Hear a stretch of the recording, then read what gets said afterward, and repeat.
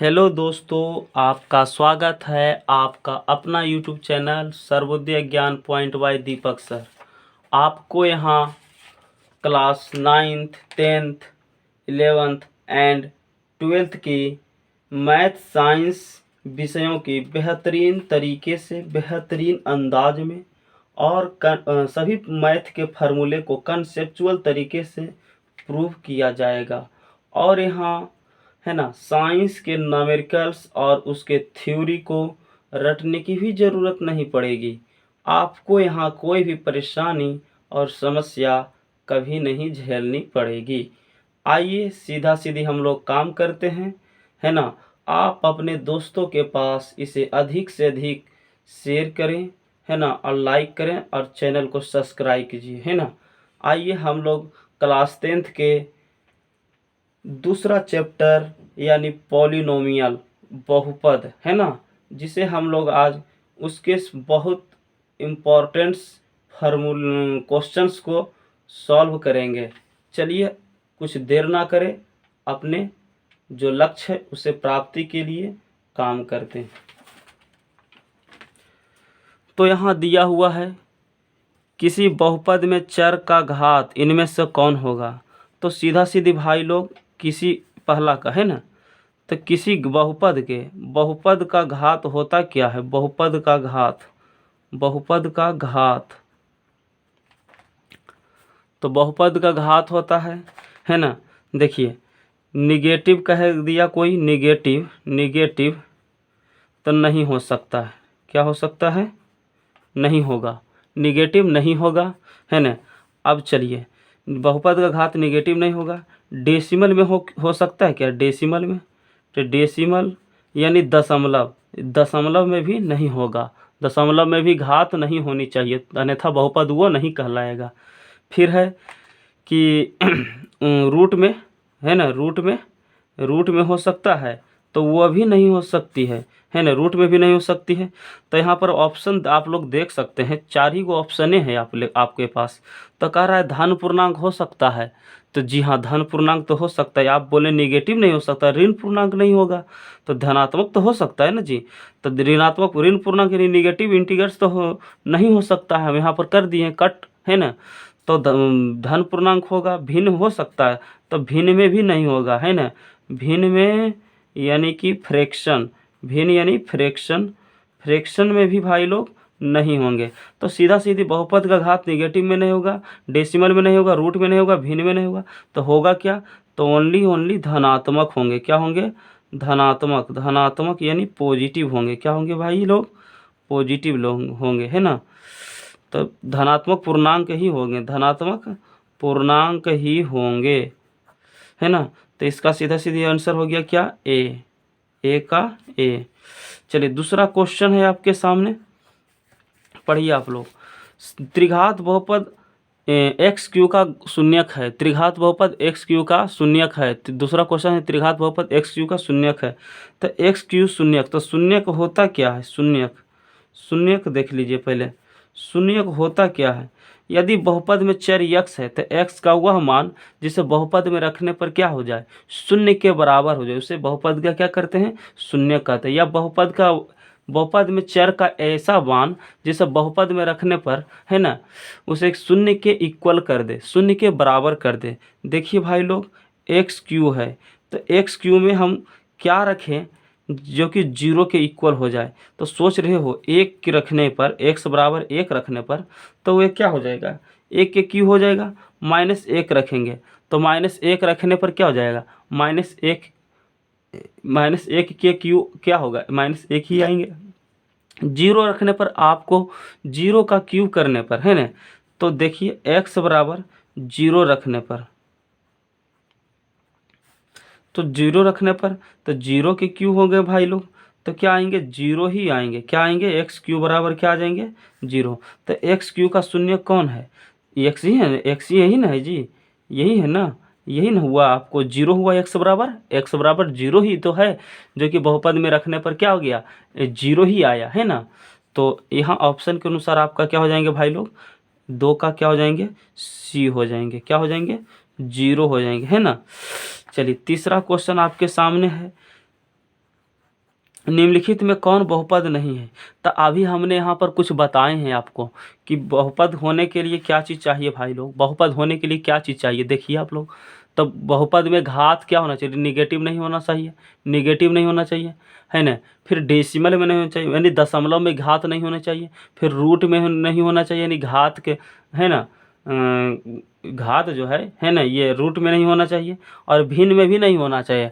और जो होगा यानी कि धनात्मक होगा तो ही वो बहुपद कहलाएगा। चलिए देखते हैं क्वेश्चन क्या है। तो देखिए, तो √5x² माइनस 3√2x+4, ये देखिए इसमें किसी भी का भी चर का घात निगेटिव नहीं है ना, डेसिमल में भी नहीं है और रूट में भी नहीं है, इसलिए ये बहुपद है। अब ये देखिए x का क्यूब हुआ और x का स्क्वायर यहाँ पर है और यहाँ x है, और देखिए तो इसलिए बहुपद ये भी हुआ। यहाँ पर ये गुणांक भिन्न में रहेगा तो कोई प्रॉब्लम नहीं होगा दोस्तों, है ना। कोफिशिएंट जब भिन्न में रहेंगे तो कोई प्रॉब्लम नहीं होगा। आधा यानी घात नहीं होनी चाहिए, है ना, पावर नहीं होनी चाहिए, निगेटिव में नहीं, डेसिमल में नहीं, रूट में नहीं, भिन्न में।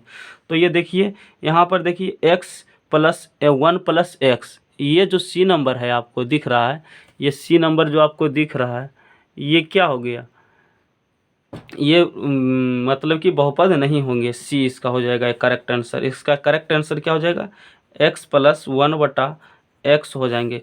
चूँकि ये बहुपद नहीं है, क्यों, कारण आपको आप बता सकते हैं भैया जी। तो देखिए हुआ क्या, x है तो इसको हम लिख सकते हैं x, है ना, x ऊपर चला जाएगा तो -1 आ जाएंगे, ये प्रतीक रूप में है ना जी, ये प्रतीक रूप में है। और हम लोग पढ़े हैं कि घात घातांक में पढ़े थे, क्या यही ना पढ़े थे कि जो नीचे होता है उसको ऊपर लाने के लिए क्या हो जाएगा, उसका घात या पावर का जो है चिन्ह है जो वो चेंज हो जाएगा, और वो चेंज होगा माइनस प्लस के रूप में।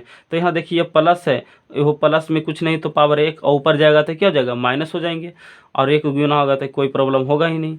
तो ये इस तरह से इसको इस तरह से ही लिखा जा सकता। और हमने क्या पढ़ा दिया, किसी भी चर पर यदि घात निगेटिव होगा तो वो बहुपद नहीं कहलाएगा। तो अन्यथा ये बहुपद नहीं है, बहुपद ये बहुपद नहीं है, बहुपद नहीं है, ये बहुपद नहीं है दोस्तों, है ना। चलिए अगला क्वेश्चन, 4 नंबर का क्वेश्चन कह रहा है कि रैखिक बहुपद ax + b का शून्य क्या है। तो चलिए चौथा क्वेश्चन है आपका, ax + b का शून्य क्या है। तो देखिए शून्य निकालना है तो शून्य दे देते हैं, ax बराबर -b हो जाएंगे और x बराबर -b/, ये। तो इसका करेक्ट आंसर हो जाएगा, करेक्ट आंसर क्या हो जाएंगे, देख सकते हो तुम लोग, ये डी नंबर दिख रहा है आपका क्वेश्चन का आंसर, है ना। तो डी नंबर -b/a। पांचवा क्वेश्चन दोस्तों, 3x+4 बहुपद का शून्य क्या है। तो देखिए 3x+4 इसका शून्य निकालना था, शून्य निकालना है तो यानी शून्य के बराबर होना चाहिए, है ना। रैखिक बहुपद में खास करके लिए रैखिक बहुपद निकालने के लिए तो इसके लिए तो कोई बड़ा सा प्रॉब्लम होगा नहीं। तुमको क्या करना पड़ेगा, 3x = है ना, ये जो अचर राशि है इसको उधर भेज दो, तो ये इधर इधर जा करके क्या हो जाएंगे -4, और x बराबर क्या हो जाएंगे -4/3, ये क्योंकि ये मल्टीपल में इधर जाके क्या हो जाएंगे, डिवीजन में हो जाएंगे, है ना दोस्तों। तो ये आपका यही शून्य कहलाया। शून्य होता क्या है, x का वैसा मान जिसे बहुपद में रखने पर क्या हो जाए, शून्य के बराबर हो जाए। तो देखिए या तो ये आप इसको x बराबर इतना रख सकते हैं, शून्य के बराबर हो सकता था डायरेक्ट, है ना। चलिए अगला क्वेश्चन 6 नंबर का। चलिए देखिए 6 नंबर में क्या कर रहा है, बहुपद y³ - 2y² - √3y + 1/2 का घात क्या है। तो देखिए दोस्तों, है ना, ये क्वेश्चन जो है क्या है, y³ - 2y² - √3y, है ना, + 1/2। तो होगा क्या, इसमें किसी भी बहुपद का घात जो होता है x का अधिकतम घात कहलाता है, x का अधिकतम घात बहुपद का घात कहलाता है। कह रहा है कि चर का अधिकतम घात, नोट दोस्तों, आपको ये क्वेश्चन यदि बन गया ना तो आपको इस टाइप्स के जितने भी सारे प्रश्न आते हैं सारे के सारे बन जाएंगे, क्या हो जाएंगे, सारे के सारे बन जाएंगे दोस्तों, सारे के सारे बन जाएंगे। कह रहा है चर का अधिकतम घात चर का अधिकतम घात क्या कहलाता है? बहुपद की घात कहलाता है। क्या कहलाता है दोस्तों? बहुपद की घात कहलाता है। तो चर का अधिकतम घात क्या है? यहाँ पर चर राशि कौन है? चर राशि यहाँ पर कौन है दोस्तों? चर राशि यहाँ पर तुम्हारा क्या है? बाई है। और बाई का अधिकतम घात, बाई का अधिकतम घात, अधिकतम घात बाई का अधिकतम, और बाई का अधिकतम घात क्या है दोस्तों? आप देख सकते हो बाई का अधिकतम घात यहाँ 3 है, यहाँ 2 है, यहाँ पर 1 है ना? तो यहाँ पर अधिकतम घात 3 है। तो यह अधिकतम घात 3 है दोस्तों। तो यहाँ पर हम बोल सकते हैं कि इसका करेक्ट आंसर क्या हो जाएगा? सी नंबर हो जाएंगे दोस्तों। क्या हो जाएंगे करेक्ट आंसर इसका? क्या हो जाएंगे? सी हो जाएंगे दोस्तों। क्या हो जाएंगे? 3 आंसर। चलिए अब हम 7th नंबर क्वेश्चन को देखते हैं।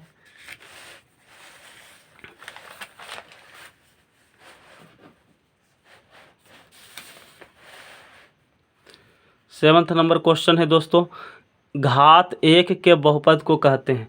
देखिए दोस्तों, बहुपद को है ना, बहुपद पहले हम नोट दिखा देते हैं तुम लोगों को। नोट,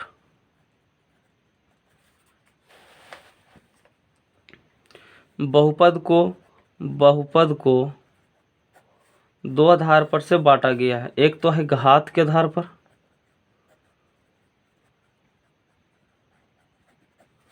और दूसरी है पद के आधार पर। इसके आधार पर भी 3 गो होता है दोस्तों। क्या होता है? एक पद, एक घातीय,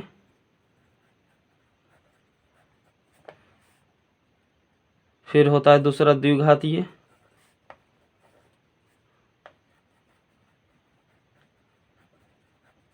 तीसरा होता है त्रिघातीय। देखिए, पद के आधार पर भी 3 प्रकार के होता है। तो एक पदी कहलाता है एक, दूसरा कहलाता है द्विपदी बहुपद, और तीसरा कहलाता है त्रिपदी बहुपद।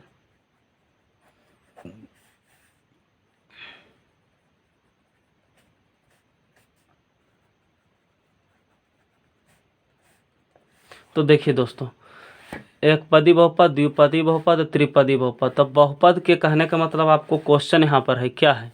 क्वेश्चन यही ना है जी, कि क्वेश्चन कह रहा है कि घात के आधार पर एक घात 1 के बहुपद को क्या कहते हैं? जब अधिकतम घात 1 होगा बहुपद का, अभी हम जस्ट बोले कि जिस बहुपद का जितना घात होता है वो वही घातीय बहुपद कहलाती है। और बहुपद का अधिकतम घात ही क्या, बहुपद का अधिकतम घात बहुपद का घात कहलाता है। चर का अधिकतम घात क्या कहलाता है? बहुपद का घात कहलाता है। तो यहाँ पर देख सकते हैं कि हम लोग कह सकते हैं एक घातीय बहुपद है ना। एक घातीय बहुपद के दूसरा नाम है रैखिक बहुपद।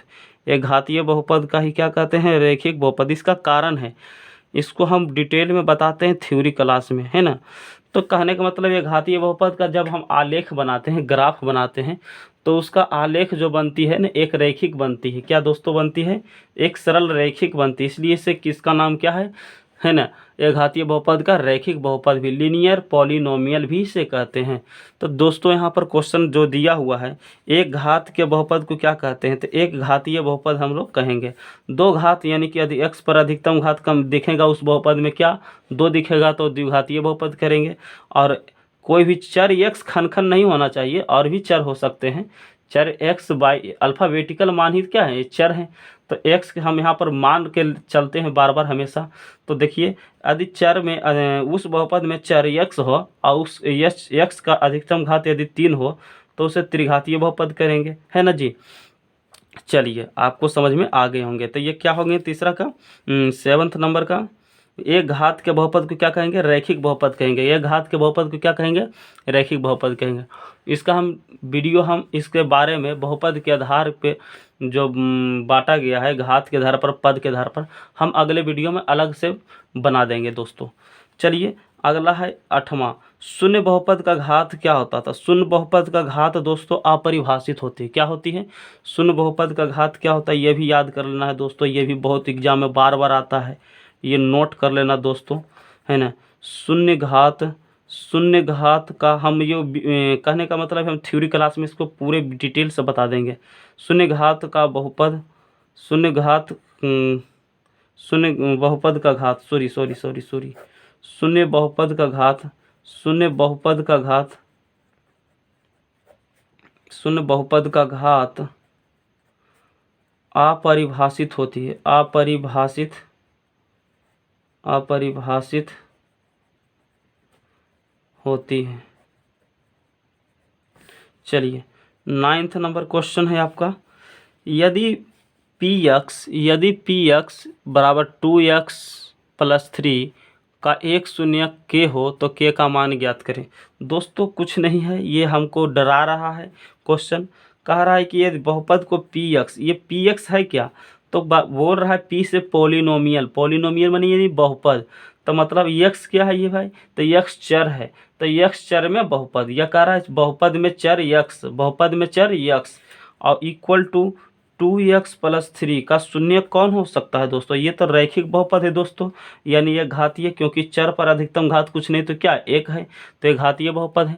तो ये घातीय बहुपद का शून्य निकालने के लिए हमने क्या कहा कि जो है उसको लिख दो इक्वल टू 0 कर दो और ये x का मान निकाल दो, यही हो गया। तो ये 3 इधर माइनस प्लस है तो जाके माइनस हो जाएंगे, है ना, और ये x बराबर क्या हो जाएंगे -3/2, तो यही आपका दोस्तों शून्य कहलाया -3/2। तो 9 का भी आपका जवाब मिल गया होगा दोस्तों। इसका कौन सी ऑप्शन मिल रहा है आपको, -3/2 क्या कौन सी है, बी नंबर है, क्या है दोस्तों, बी है, बी है। चलिए आपका 9th नंबर का क्वेश्चन हो चुका है। अगला हम चलते हैं 10th नंबर के क्वेश्चन में।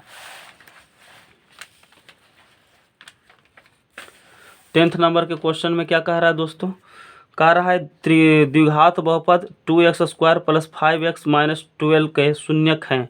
तो कह रहा है इसमें शून्य कौन है, किसका भाई, तो देखिए 10 नंबर के कह रहा है कि 2x² प्लस 5x माइनस 12। आप इस तरह से भी देख सकते हैं, ऑप्शन से भी आप लोग बना सकते हैं कि किसी भी बहुपद का ये शून्य कभी तभी होगा ना जी, तो जब बहुपद में रखने के बाद उसका मान क्या हो जाएगा, 0 के इक्वल होगा, इस बहुपद का मान क्या हो जाएगा, 0 हो जाएगा, तभी ये संभव हो सकता है। और एक नहीं, दोनों को सेट करके देखना है। चलिए हम लोग उस तरह से नहीं, बल्कि हम लोगों को बना करके देख लेते हैं, क्या देर लगेगा, 10th क्लास में तो पढ़ते हैं, जनरल कंपटीशन थोड़े के एग्जाम दे रहे हैं, हमको आंसर चाहिए, है ना जी। चलिए 2x² प्लस 5x माइनस 12, तो अचर राशि का जो गुणांक, अचर राशि में जो घात अधिकतम 2 है, उस राशि को, उस पद को हम क्या करना है, अचर राशि में गुना कर देना। तो क्या देंगे, गुना करके 12x², इसको हम लोगों को टुकड़ा करना है, यानी अभाज्य गुणनखंड तोड़ना है। तो 2 से लगेगा तो क्या जाएंगे 6x², 2 से लगेंगे तो क्या लगेंगे 3 आएंगे, है ना, 3x²। तो हम लोग क्या कहेंगे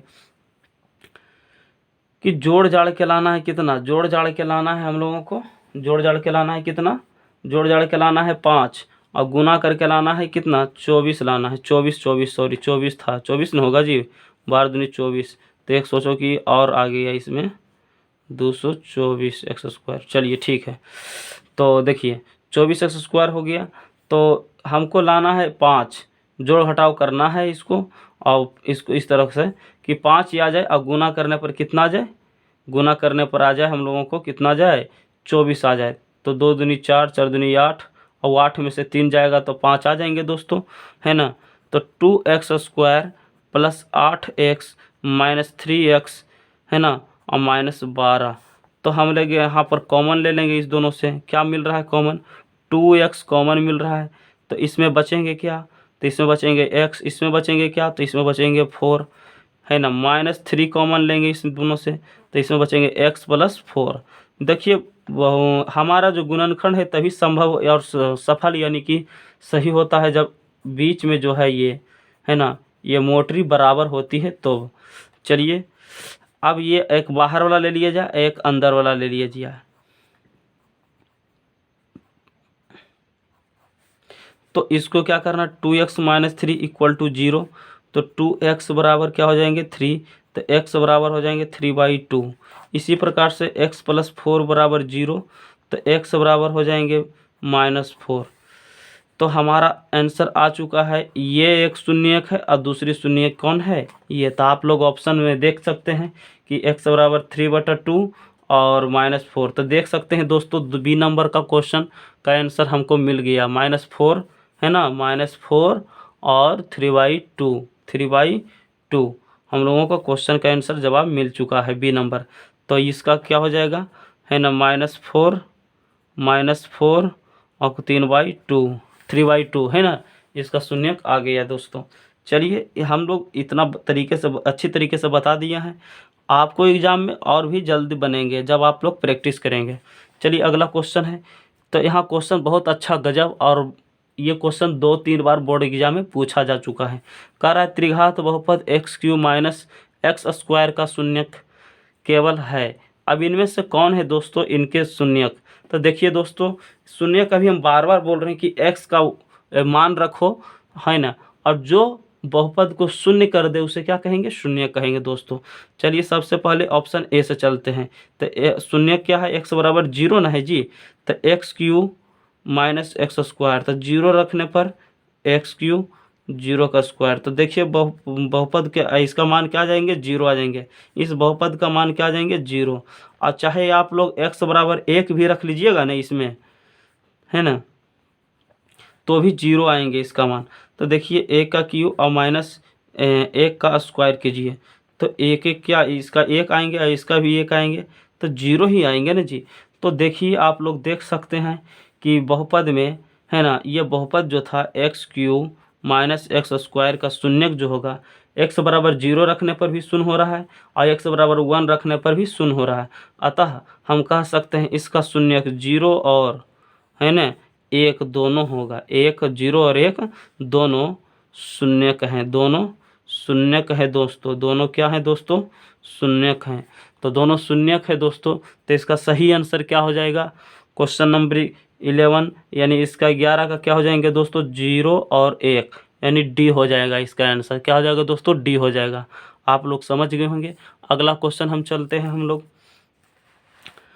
12 नंबर क्वेश्चन क्या कह रहा है दोस्तों, देखिए आप लोग जल्द से जल्द। द्विघात बहुपद x² - 2, तो x² - 2 के शून्यक कौन होंगे? तो दोस्तों इसके लिए तो आप लोग कुछ प्रॉब्लम नहीं करना पड़ेगा आपको, है ना। तो आप इसको 2-3 तरीके से हम जल्द से शॉर्ट में बता सकते हैं आपको। तो x² - 2 = 0 कीजिए आप लोग। x² बराबर क्या कर देंगे आप लोग, इधर कर देंगे +2 कर देंगे। x बराबर क्या हो जाएगा, तो प्लस माइनस लेना पड़ेगा दोस्तों। ये इधर वर्ग में है तो उधर जाके वर्गमूल में होगा, तो वर्गमूल में होगा कोई चीज़ तो प्लस माइनस दोनों होंगे। तथा इसके √2 प्लस में भी और माइनस में भी √2 आएगा, इसका 2 शून्यक होगा।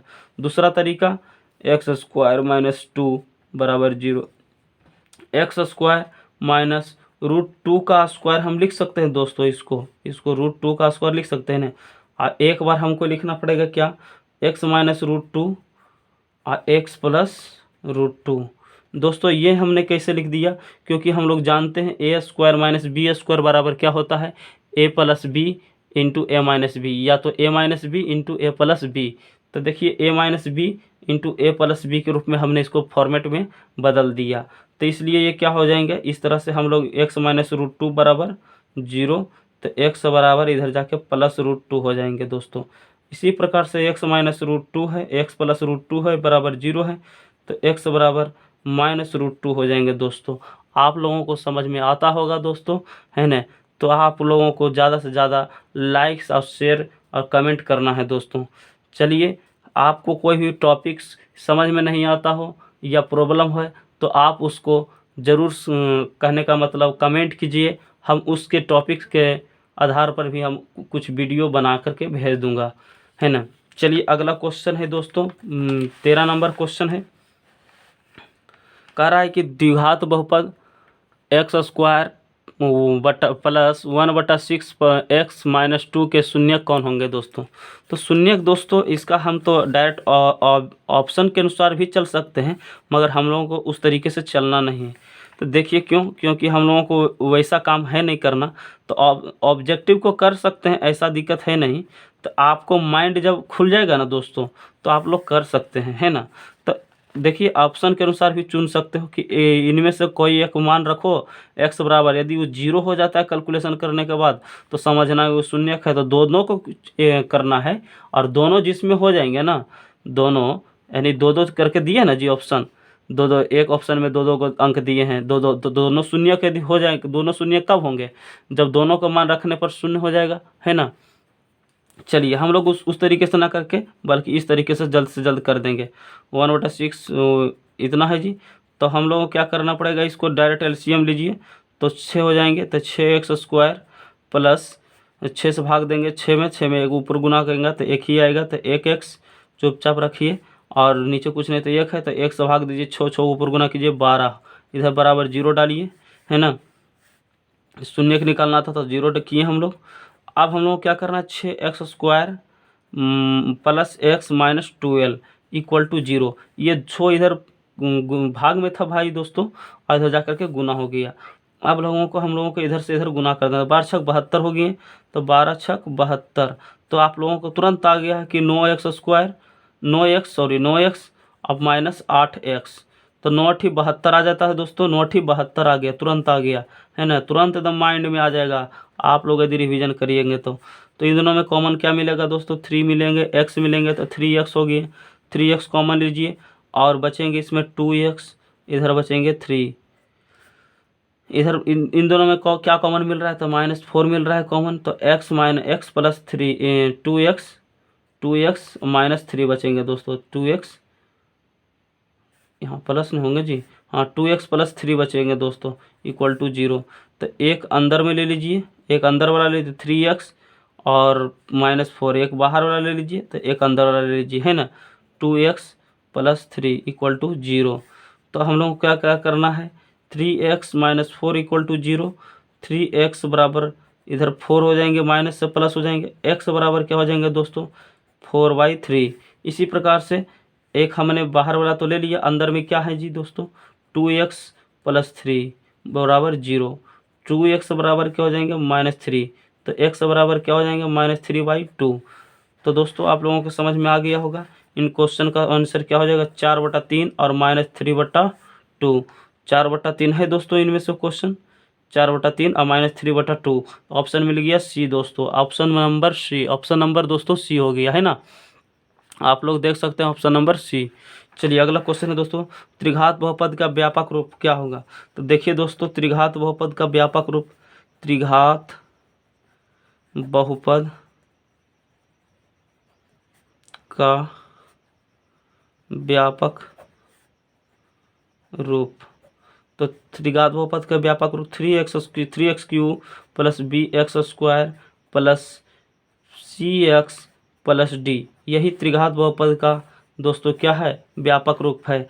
जहाँ दोस्तों एक चीज़ याद नोट पॉइंट करना है ना, जहाँ a not equal to 0, a not equal to 0, a not equal to 0 और a b c तथा d पूर्णांक हैं दोस्तों, क्या हैं पूर्णांक हैं। तो ए बी सी डी तो पूर्णांक है दोस्तों, ए बी सी डी क्या है पूर्णांक है। ए बी सी डी दोस्तों क्या है, ए बी सी डी तो पूर्णांक है, मगर ध्यान देना है दोस्तों ए 0 नहीं होनी चाहिए त्रिघात बहुपद के व्यापक रूप में। क्यों? क्योंकि ए किसका गुणांक है, x³ का गुणांक है। यदि ये 0 हो गया दोस्तों, ये 0 हो गया तो x³ का जो गुणांक है मल्टीपल है तो इसका भी मान पूरा क्या कर देगा 0। आप लोगों को पता होगा कि 0 वैसी संख्या है जो किसी में भी गुना करने पर उसका भी मान क्या कर देती है 0 कर देती है। इसलिए ए 0 नहीं होनी चाहिए, तभी तो ये 0 होने से बचेगा। हाँ, तो आप लोगों को समझ में आ गया होगा दोस्तों, है ना। अगला क्वेश्चन हम लोग बढ़ते हैं। तो क्वेश्चन नंबर 15 दोस्तों हो गया है, ये 15 था ना जी, सॉरी ये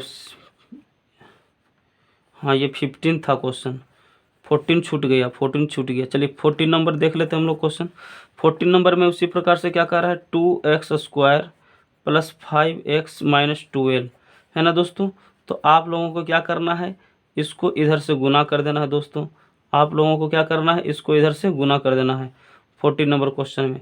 तो करना होगा क्या इसमें, तो वही काम करना हैगा कि 2 गुना हो गया 12, तो 12 दूनी 24, 24 को मल्टीपल इस तरह से करो कि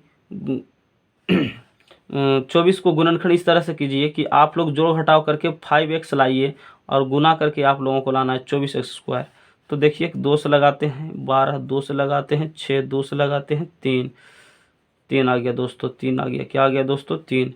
तो 2 दूनी 4, 4 दूनी 8, 8 में से 5 3 जाएगा तो 5 आ जाएगा ना दोस्तों। 2x² है ना, 8x माइनस 3x माइनस 12। यहाँ पर करेंगे क्या, 2x कॉमन ले लेंगे तो x हो जाएंगे प्लस 4, माइनस 3 कॉमन लेंगे तो x प्लस 4, तो 2x माइनस 3 और हो जाएंगे x प्लस 4। तो इसका शून्य निकाल सकते हो दोस्तों। x बराबर क्या आ जाएगा, एक बार 3y2 आ जाएगा, और एक बार x बराबर क्या आ जाएंगे दोस्तों, x बराबर आ जाएंगे -4। तो आप लोग देख सकते हैं 14 नंबर क्वेश्चन का -4 और 3/2 ये हो जाएगा बी नंबर ऑप्शन हो जाएंगे दोस्तों। बी नंबर ऑप्शन आपका सही हो जाएगा, है ना दोस्तों। आप लोगों को समझ में आ रहा होगा। चलिए 13 बताया, 14 बताया, 15 बताया। अगला क्वेश्चन है 15 नंबर दोस्तों।